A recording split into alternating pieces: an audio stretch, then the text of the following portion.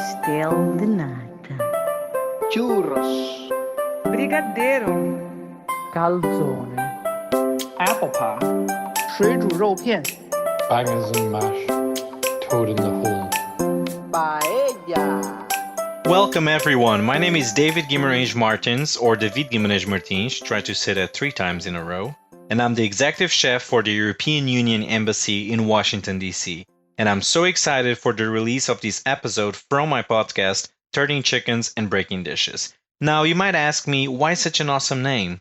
Well, I'm originally from Portugal and I've been living in the United States for the last 9 years, and the name of the podcast refers to 2 Portuguese phrases. Turning chickens means someone that has a lot of experience, and breaking dishes means someone that has exceeded all expectations. I'll be asking my guests if they've been turning more chickens or breaking more dishes, so next time you interview someone, keep that question in mind.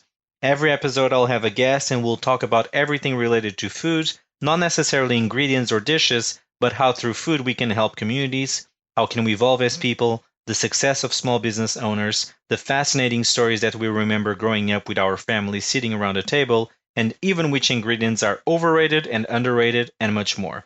Don't forget to subscribe to my podcast on all the platforms that you have access to.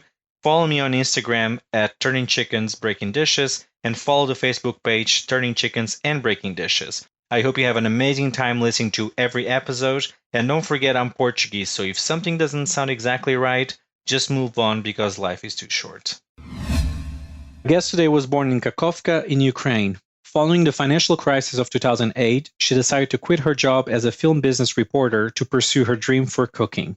She began her chef career after completing a course at the Leeds School of Food and Wine in London.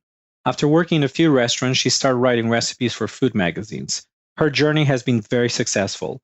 In 2015, she wrote Mamushka, Recipes from Ukraine and Beyond, which I bought a few years ago, and I'll try to figure out a way for her to sign it. In 2017, Kaukasis, the cookbook, A Journey Through the Wild East, and this year in July, she released the book Summer Kitchens, Inside Ukraine's Hidden Places of Cooking and Sanctuary. She won Observe Rising Star in Food 2015, and she was a winner of Fortnum & Mason Debut Food Book Award 2016. Olia Hercules, welcome to the podcast. Thank you so much for having me, David. How are you today? I'm really well, yes. Better now. How are you? I'm good, thank you. So we'll start with 2 important questions. Have you ever been to Portugal? No, I haven't. It's my dream to go, actually. Is it? If I said I was from Liechtenstein, would you say that? Oh, no. Well, I don't know.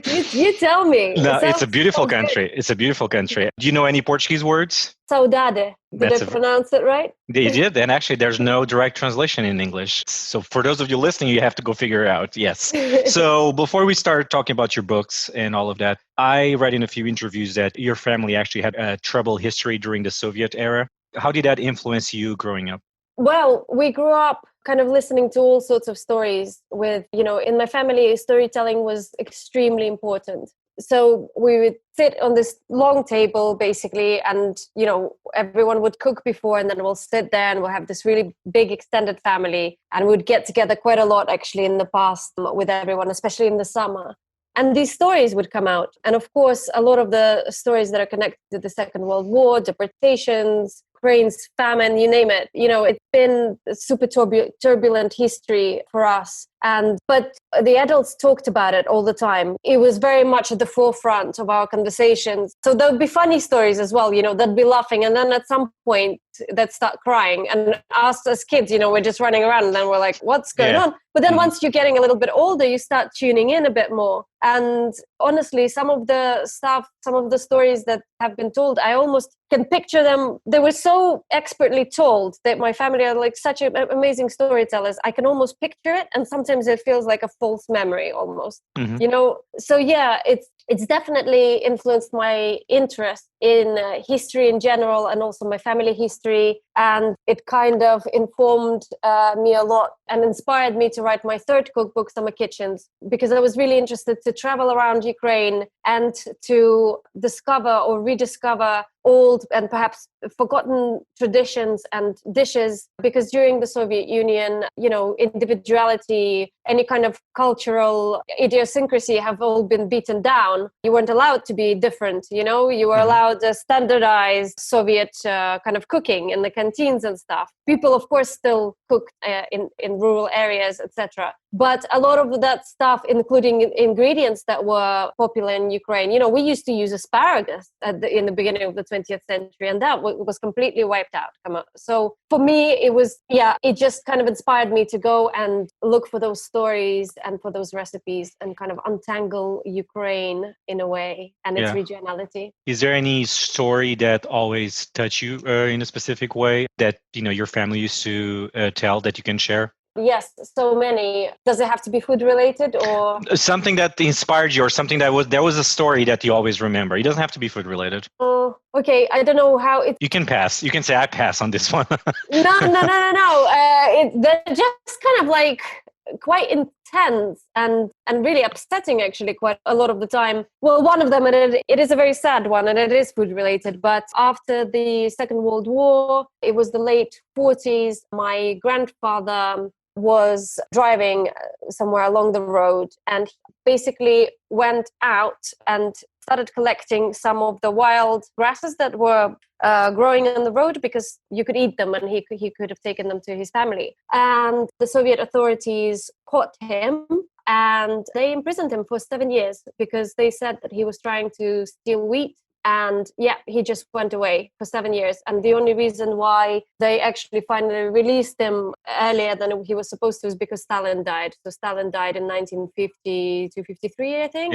Yeah. And this story of how they found out that Stalin was dead, that was something that in my mind, as I say, one of those really bright, not memories, I said memories, stories that have been told that feels like a memory. So my grandmother says, we were sitting in the living room, and then I see my daughter, my sister-in-law running from outside and crying. And she's like, oh my God, Stalin's dead. And my grandmother says that she quickly kind of like wet her fingers with her saliva and like pretend, put it on her cheeks and was like, pretending that she was really upset. And then she went to the next room and she said to another relative, and she was like, that bastard is dead. They're going to let Victor out. Yeah. But it always kind of like, I have goosebumps now just thinking about it, that she had to pretend in front of her sister-in-law, someone who's so close, but maybe different kind of like mindset. She had to pretend to be crying because Stalin was dead. So things like that are definitely powerful stories. Powerful stories. How important is food to Ukrainians and to their national identity? Oh, extremely important. And again, I think really horrific things that have happened in the past have informed and influenced that importance. As we know, there was Holodomor in the 1930s, so artificial famine when people were locked in their villages, essentially not allowed to come out, and all of the wheat has been taken out and people starved to death. I mean, it was a really, really horrific thing. It was practically genocide. The only reason why I exist probably is because my grandmother came from a well-to-do farmer family. So they were kulaks. Mm-hmm. And her siblings, she was little still, she was a child in the 30s, and her mom were sent off in a train like cattle, into Siberia, and they were thrown out in the forest in the middle of winter. But they survived. They found one of the brothers died, but they survived this ordeal. Meanwhile, her father was left in this Ukrainian village and he nearly died in the street. But then there was, I don't know whether it was there was a Jewish doctor that was the family doctor, and he was walking by and he saw my grandfather half dead, and he basically picked him up, took him to the hospital and put him into this section where all of the typhoid patients were lying. Mm-hmm. And he hid him there. And by luck, he didn't contract the typhoid, but also the Soviet authorities didn't go there to check. So he survived Holodomor, and my grandma survived somehow Siberian winter and whatever. They found a couple of nice Russian families who have kind of taken them in, and they did work there, whatever. Eventually they came back to Ukraine and were all reunited about that one brother that died. But so I think there is, in general, I don't want to generalize or put a stereotype on it, but I think in general, there is an anxiety that we feel as a nation, and it feeds, again, I'm not a psychiatrist or anything, but I think because Ukraine was such an open country and attacked so many times, you're constantly in this state of anxiety. And also, and we even joke, we say, oh, it's the Ukrainian national pastime, worrying. Mm-hmm. And I think these hunger years as well have put their mark on the way that we feel about food. There's constant kind of almost force feeding. I mean, you find it in a lot of countries, of course, but there's thing like, oh, eat. Or, one of my aunties used to say her definition of a really good boy was, oh, he's a really good boy. He eats so well, So there's definitely this kind of thing going on. And my dad, even with his mom, who's originally from Siberia, actually, she's Russian. Every time we'd come to visit her, she would, the table would be groaning with so many dishes that she's cooked for us. Mm-hmm. And he'd just say, oh, Mama, we're not in the, 20th century anymore. It's the 21st century. You don't need to cook so much. You can just make one thing and it's fine. We'll be happy. He always used to tell her off. And me and my mom would be like, please relax, get off her back. Just let her do this, like if it makes her happy. Yeah. So it's a really great question. Thank you. No problem. So you grew up around great cooks, right? Your grandma, your mom. What was your absolutely favorite dish that, for instance, your grandma used to make? And is there anything that you haven't quite mastered yet of her? So a dish that is very special from my grandmother would be something that we call noodli. I suspect that it has a Germanic origin because there's a dish called strudli that is very similar to it. And basically what you do is, the original version is either pork ribs or duck, something quite nice fatty meat, mm-hmm. and you brown it, and then you put it into a big kind of cast iron pan. You brown it in a cast iron pan. You add onions and kind of like wedged potatoes. Some versions also have either cabbage or kraut, but we didn't do this. It was very simple in that sense. But the quality of meat and vegetables was so amazing. Those 3 ingredients were just incredible. Yeah. And what you do is, on top, you put these dumplings on, and the dough is made with kefir and a little bit of soda. And you roll it up almost like, and cut it so it looks almost like a cinnamon bun. Mm-hmm. Exactly like a cinnamon bun, actually. So it's like a savory cinnamon bun. And you put them on top of the stew tightly together. And then you cover it with a lid. And actually, before you put it in, my grandma always used to say, you need to wait until the stew has enough spirit in it. And I think she meant when it was kind of like on the rolling boil. I love those expressions. And you would put the dumplings in, cover it with a lid, and then you would cook them. And then basically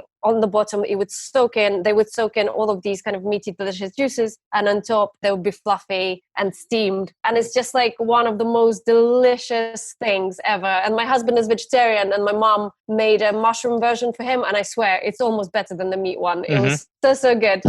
And the thing that I haven't mastered yet, well, I am proud to say that there was a dish like that, but I'm nearly there. I can nearly do it.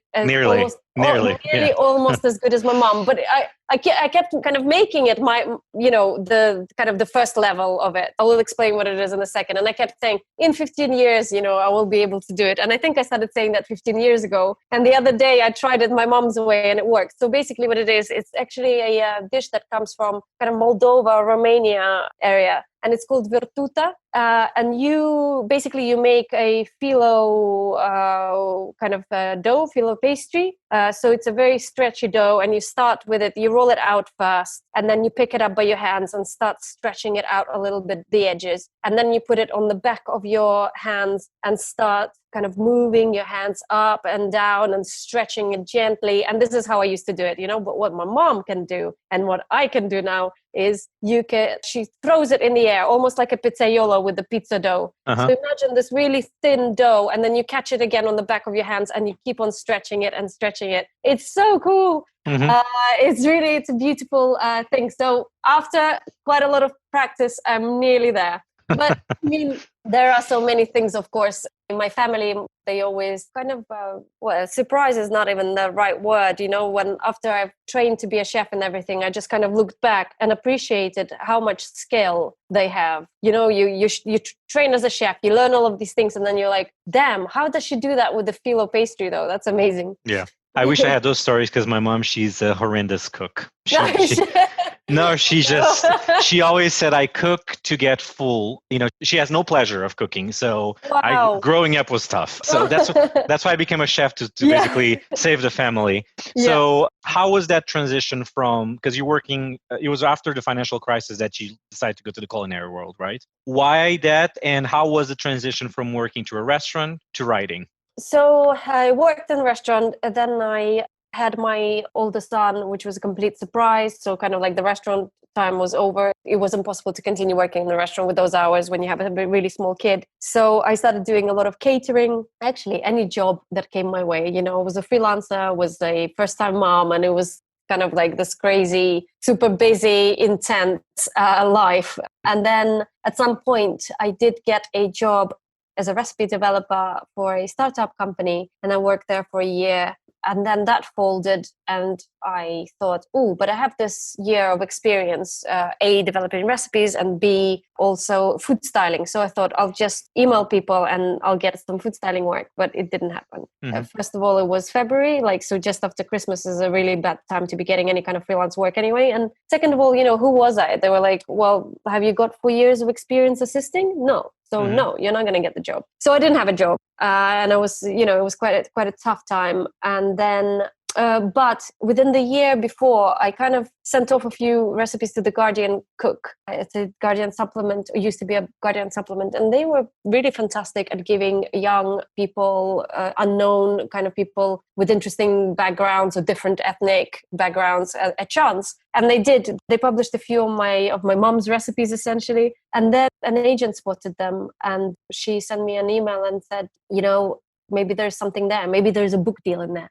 And I phoned my mom immediately, and I was like, Mom, this might happen. So I went to meet my agent, and she said, you're fantastic. Your story is great, and you're cooking everything, tick every box, but your profile is not there.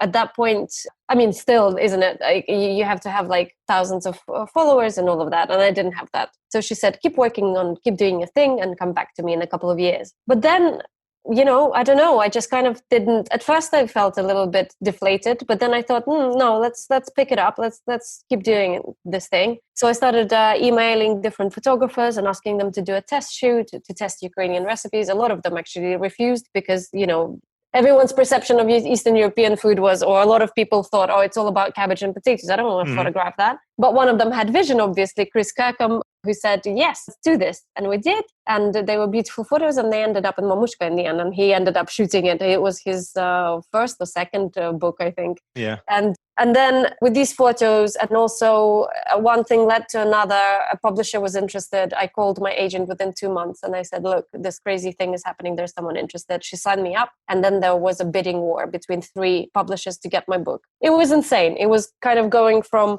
absolutely nothing. At the same time, stuff was happening in Ukraine, I guess. Ukraine kind of came into the world news in a very negative way. So I think for a publisher to see this proposal, which I wrote in 8 hours at nighttime, to see something positive and Ukrainian people's lives rather than just headlines, plus these beautiful photos, I guess that's what kind of did it as well. And at the same time, back in Ukraine, my aunt Zhenya, who's with my grandma on the front of Mamushka, she was dying from cancer. It was such a weird time. It was like the most amazing thing was happening in my life, and some of the worst things in my life were happening at the same time. So almost like immediately, I didn't even feel like I could rejoice. So, only a year later, I think, when the book actually came out and I held it, and I just felt like, whew, oh my God, this is, I got somewhere. This is great. And so Mamushka, and I said before, it's true. I showed to Olia. I actually have the book with me. It's an amazing book, and I already did a lot of things. And this book is inspired by the strong women in your life, right? And is it true that the title, it's related with the Addams Family movie or something? Yes?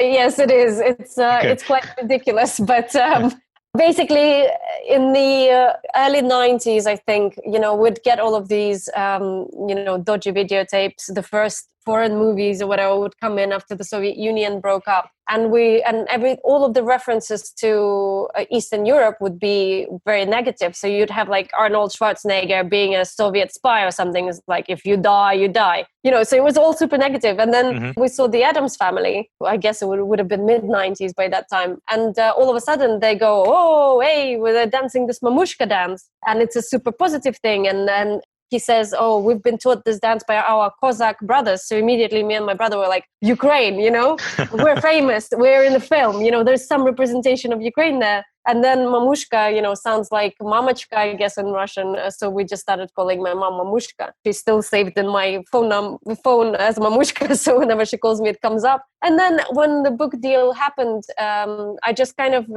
mentioned it to my editor, I think, very casually in an email. And I said, oh, I'm my Mamushka. And they were like, wait, what's Mamushka? They were very perceptive. I was like, oh, it's not even a real word, actually. This is just da-da-da-da-da. And they were like, we love it. Why don't we call it that? And I was like, oh, great. Yeah, that works.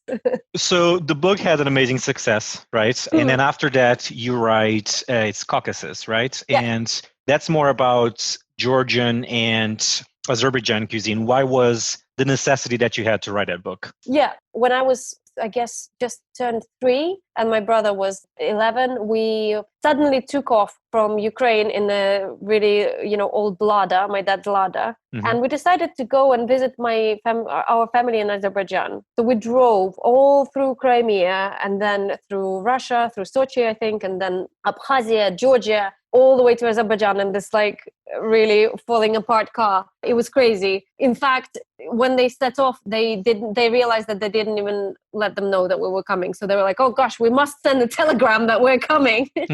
So it was this crazy journey and I was pining to go back there. And every time I would come back home to Ukraine, I would fly from London and I'd go via Kiev. And that's where my auntie lived, so the half Armenian auntie. And I would stay over at her house all the time and she would cook me food and she would give me food to take on the train. So, and mind you, it's not just the sandwich, it would be like a whole roast chicken, Armenian pie with, stuffed with cabbage, whatever, like all of these things. And then she just started telling me stories about her time when she was growing up in Azerbaijan. And also they had a house in Karabakh, which is this disputed area. They eventually had to leave Azerbaijan because of this big conflict between Armenia and Azerbaijan. They moved to Kiev. But anyway, her stories were just mind-blowing, how they used to climb walnut trees and they had this swing that would be kind of, swinging over a precipice of this mountain, essentially.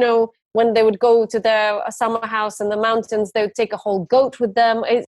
Just like magical stories, very different to the ones that I heard about my dad's Ukrainian childhood. So I thought, wow, this is, I have a connection there. Maybe I can go and find their old house and maybe, I can actually repeat the trip in a way that we did with my family, but I'll do it with my brother. And unfortunately, by that time, the whole thing with Crimea obviously happened and there was no way for me to actually do the road trip that way. But me and my brother flew to Georgia and we did a long kind of research trip all around Georgia. And then we went to Azerbaijan and did some more there. And then we did another few trips with the photographer, Elena Heatherwick, and Caucasus came to life. And a few years after that, just released, right? This summer, you have Summer Kitchens. So was there something that was missing from the first book that you put on this book? Yes, absolutely. So Mamushka was a collection of recipes that I grew up with. It was a super personal one where, once I got the book deal, I phoned my mom and I said, look,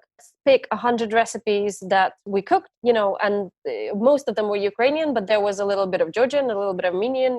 My dad was actually born in Uzbekistan, and my grandma lived there, so there would be Central Asian dishes as well. And then then I just felt like, okay, that was so personal, but I haven't been all around Ukraine and it's such a huge country. And I wanted to go into different places in Ukraine and to record different stories and people's recipes and to talk about regionality of Ukraine and its diversity, both cultural and gastronomic. And so we did that. And again, when Mamushka came out, I very fleetingly very casually mentioned summer kitchens to someone in a conversation. And they went, wait, rewind. What is a summer kitchen? And I explained it to them. To our listeners, I will also explain. It's basically a separate one-room house within a few steps away from your main house. It's nothing glamorous, but it's just a kitchen. It's a house where it's just a kitchen inside. And the reason why they exist is because back in the day, Ukraine was really hot and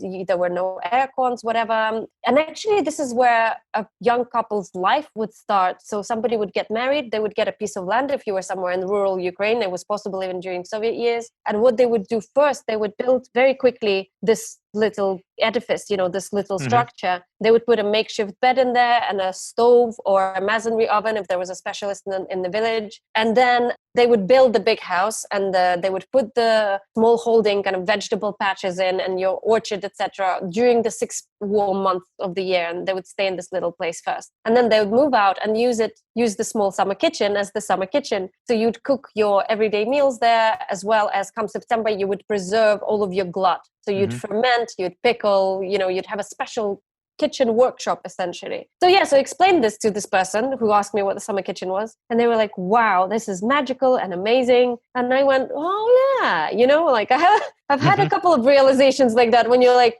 oh yeah, it's very interesting. Oh yeah, summer kitchens are fantastic. Yeah. And I thought, wow, maybe I can start researching it because I didn't know much about its history. I grew up with one, but I had no idea why they existed. And maybe I could write, an article for The Guardian or something. And we did go and research. And Elena Heatherwick came with me and took some photos, but nobody would buy the article. So I thought, okay, fine. And I just kind of put it on the shelf for a bit. And then when it came after Kaukasis, I just thought, wait a minute, why don't I expand it? And why don't I look at the whole of Ukraine and its regionality and its diversity through this one thing that unites us, because everywhere in Ukraine, there's a summer kitchen. They're very different. Up north, they're made out of wood and they're, super charming. Where I grew up, they're a little bit more rough. They're just made out of brick and they look a little bit more Soviet maybe in a way. In Southwest, they're made out of this, the shells, because that's the material that they use there. So, it was the perfect prism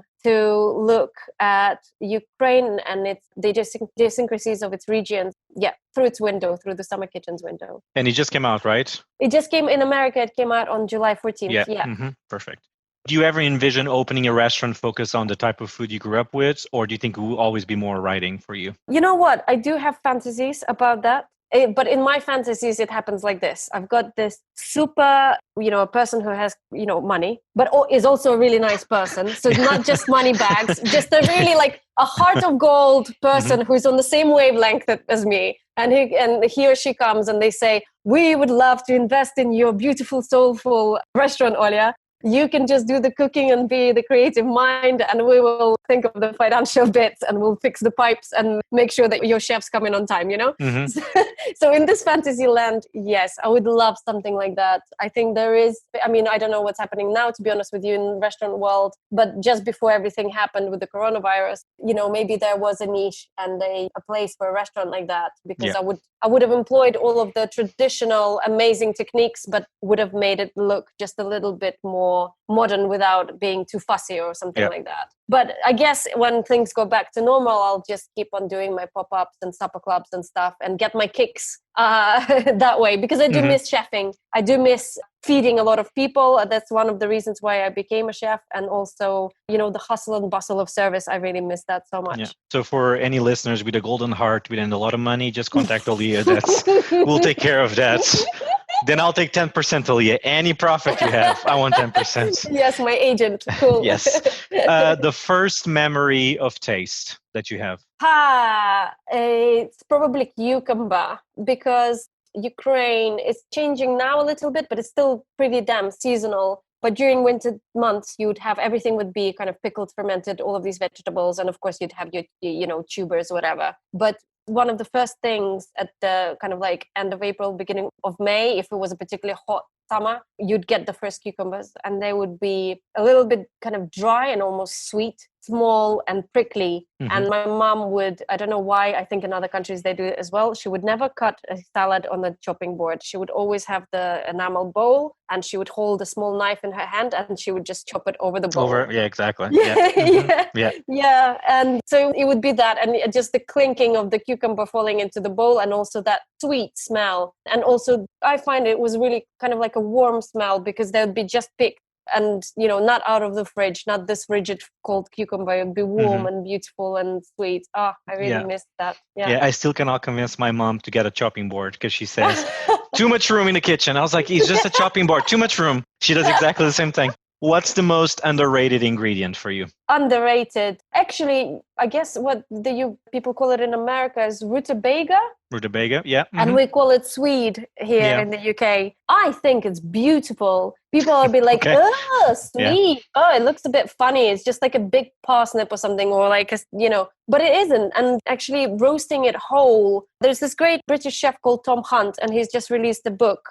And one of the recipes in it is he basically does it as he would do ham. So he covers it in this sticky kind of molasses marinade and puts cloves into it. And then you roast it whole until it's all soft inside. It was delicious. It's such a good vegetable. I think it's really underrated. And overrated? Oh, that's my personal demons, I think. But avocado, I can't, unless it's kind of super heavily seasoned with lemon or lime. If it's a guacamole, love it, absolutely. But on its own or on toast, no freaking way. No, thank you. I just don't get it, but maybe it's personal. The best breakfast you can have. Okay, in Ukraine, we do this Ukrainian breakfast, basically. Avocado on toast. Yeah. I'm just so sick of it.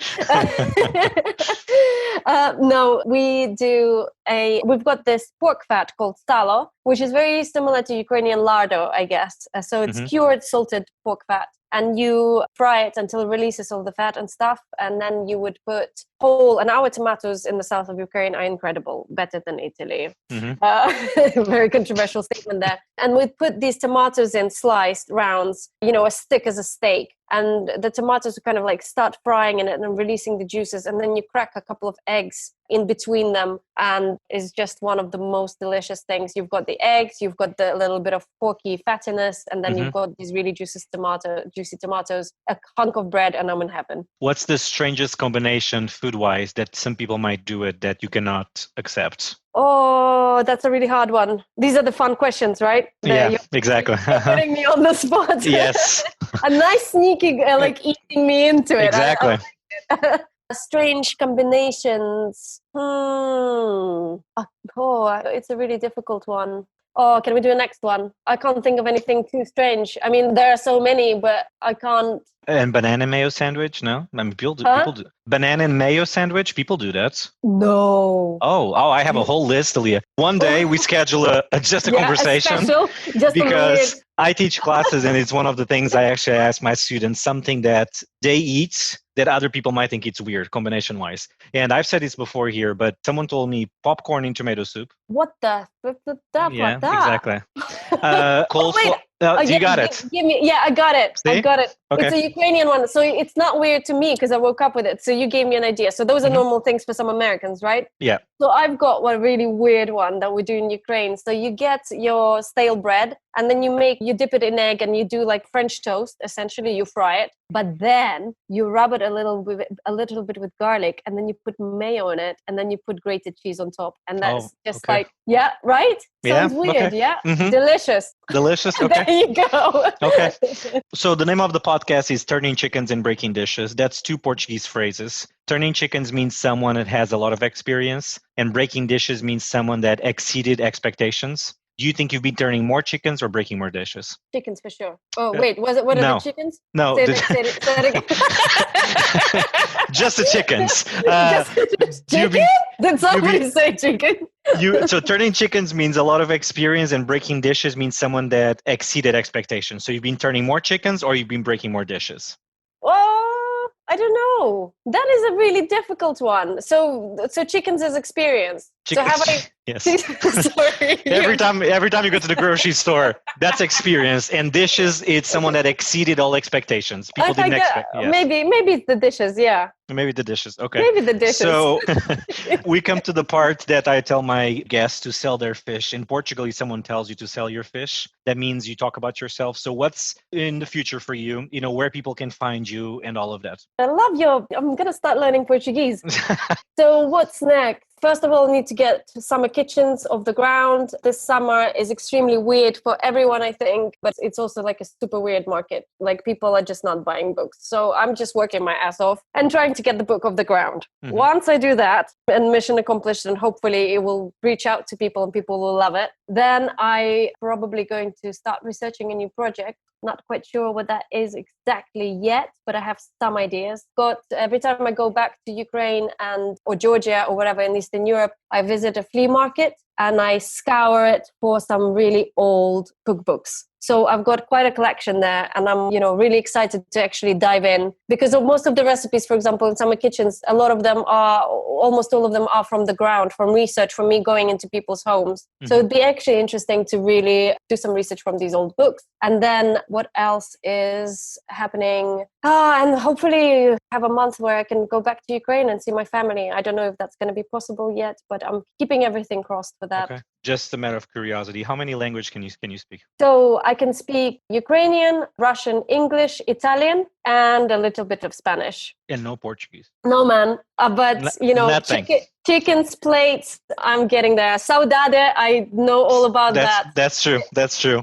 Olia, thank you very much. This was a pleasure. I had a great time. For everybody listening, go buy all the 3 books, not just one. Buy the whole pack on Amazon or something. The books are amazing, and thank you very much for coming. This was a pleasure. Thank you so much for having me, David. Thank you. Thank you very much for listening to the episode. Please don't forget to subscribe, leave a review. I only accept 5 stars, by the way. Tell all your friends about the chickens we are turning and the dishes we are breaking. Follow me on Instagram at Turning Chickens Breaking Dishes, on the Facebook page Turning Chickens and Breaking Dishes. If you have any questions, you can send an email to info@turningchickensandbreakingdishes.com. See you next time. Adeus.